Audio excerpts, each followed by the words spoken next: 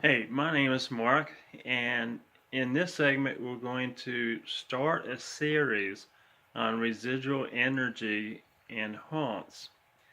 And I hope to turn this into a book sometime soon.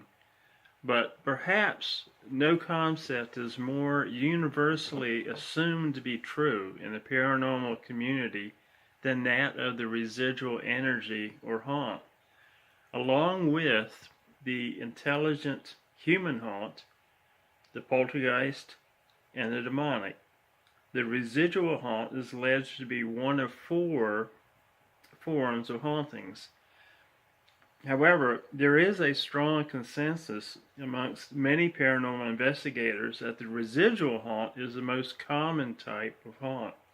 In fact, for most, the vast majority of paranormal activity is attributed to residual activity. Now remember, technically, it's not paranormal activity because it's thought to be caused solely by natural forces. For this reason alone, how common it is, the notion of residual energy and haunt is of immense importance. In addition, even many Christians who reject the notion of earthbound spirits or ghosts and poltergeists do believe in residual energy and haunts. The notion of residual energy has bled over into popular culture and into the church, and it's become ensconced into our cultural mindset.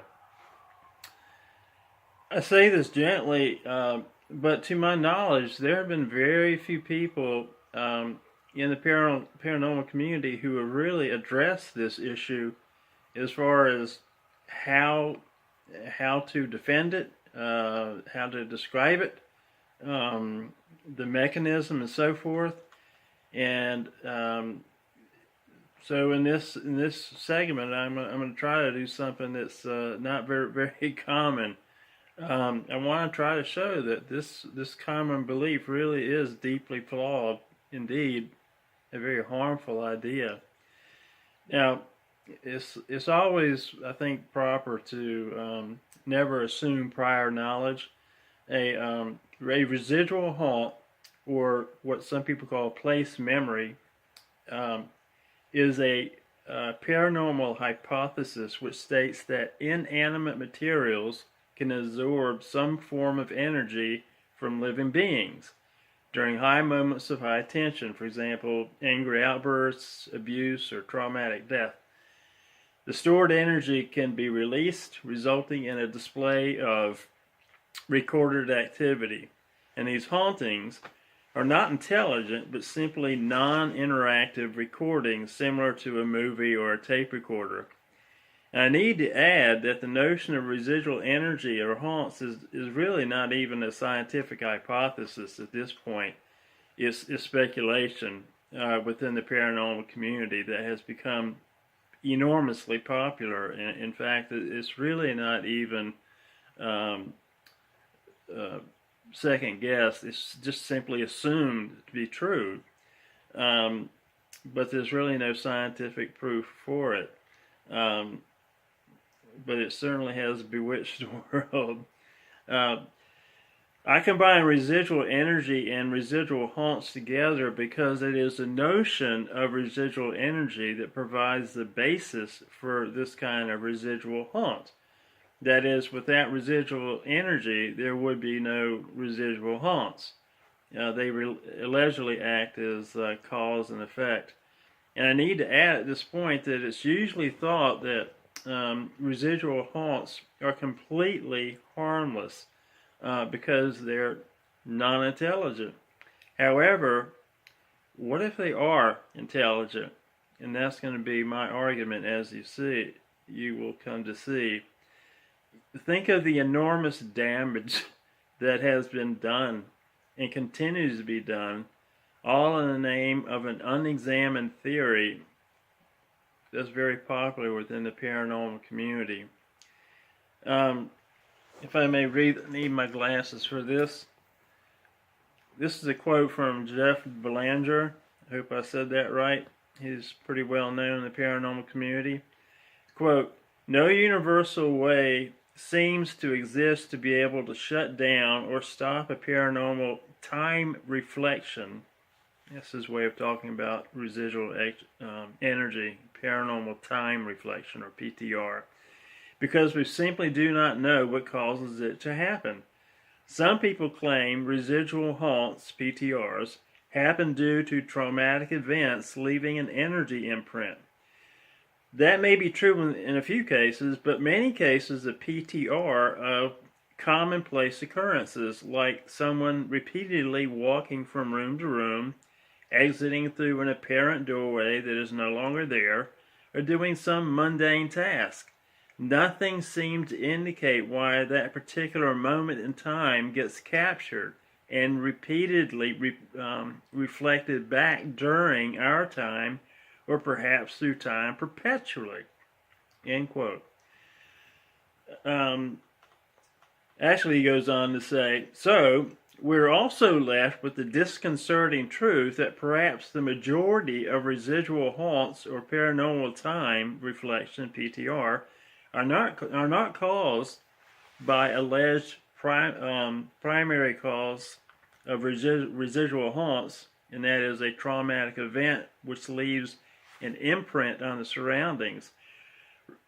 Rather, confusing to say the least, and no known means of cleansing it either, unless you treat it as demonic, and it will go away. I know because I've done it. This is me speaking. Contrary to what Jeff says, these things can be shown to be demonic. In addition to Jeff's article, he also belabors a point that we probably should not even call it a haunt in order to not frighten the homeowner, who is in no danger whatsoever because of its non-intelligent nature. And that's one of the things that really grieves me and concerns me, is that elsewhere some other people will call it, tell them that they're almost lucky because they're living in a living like museum, and they should be proud of that fact. But the fact is that much of the residual energy ends up being quite hostile. So one is left to wonder why there is so little self-reflection within the paranormal community regarding this immensely crucial topic. It is simply assumed to be true. The stone tape theory, as it was originally called, has been accepted in the paranormal community even though it lacks a mechanism to explain how it works. Now consider the following quote. Quote, the problem is that we know of no mechanism that would record such information in a stone or play it back. Chunks of stone just do not have the same properties as reels of tape. Even magnetic tape cannot record sound or video without a special recording head. Speaking to a magnetic tape will not record anything, nor can one hear what's recorded on a magnetic tape by putting it up to one's ear. In both cases, a special device like a read-write head is needed, and the stone tape theory provides no clue as to what such device would be. This is from Schick, Theodore von Lewis, How to Think About Weird Things. And if I may add, there needs to be a person to record a button, to press the record button, as well as the playback button. Not to mention, when we get into further later on, just how complex the holographic imagery and stuff has to be when folks talk about residual energy being displayed on battlefields where you see soldiers marching through the woods.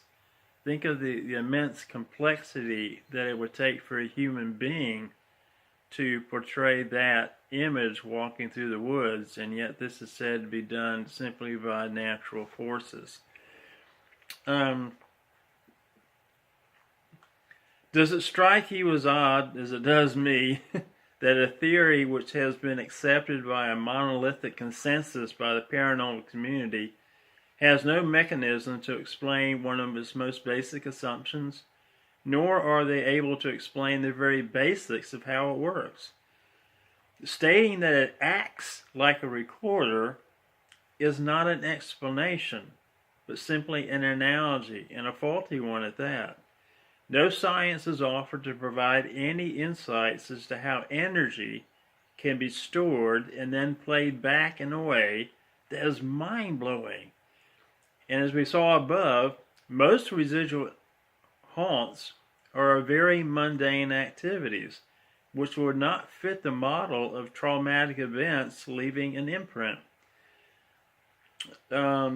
A friend of mine named Tim Yohe has written a book on this issue, and I have a review of his book, which I'll talk about at the end, several segments from now.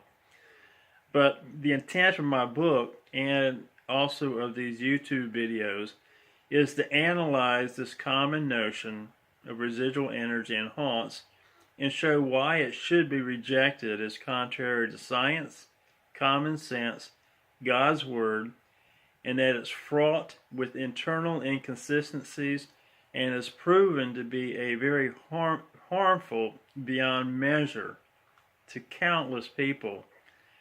You see, a moment's communion with common sense reveals the crucial role, for good or ill, that this widely accepted belief entails. It either has tremendous explanatory power, or Satan has us thoroughly deceived. The stakes are really high, and Christians cannot afford to be wrong on this one.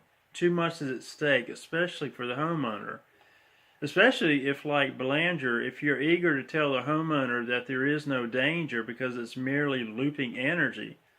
But whether you're a Christian or not, I trust that my arguments from science will be met with receptive hearts, because I'm convinced that this theory has caused enormous damage and confusion for all kinds of people. Consider the countless homeowners and business owners who have been advised by investigators that they have nothing to fear because it is merely looping energy that's causing the disturbances. But what? What if it is more than merely looping energy? What have we done to these dear people who are relying on us to give them an accurate diagnosis? My eldest sister, Janet, if I may be personal for a moment, was misdiagnosed for months by her doctors regarding her cancer. And by the time an intern decided to do a basic x-ray of her torso, it was too late. The cancer had spread to her liver, and she died several months later. Had it been accurately diagnosed in a timely fashion, my sister Janet would perhaps still be alive today. What if paranormal investigators are unwittingly misdiagnosing spiritually cancerous paranormal phenomena, that is, demonic, by attributing it to benign energy forces? That is precisely what I am convinced is happening. What if it's not merely energy? Given the enormous ramifications, I am again vexed as to why folks in the paranormal community do not spend more time engaging in self-examination regarding their foundational beliefs. And so my purpose in these segments is to subject this notion to analysis. If something is true, then it should stand up to honest scrutiny. And if it doesn't stand up to analysis, then do you really want to continue embracing a false belief that is harming others?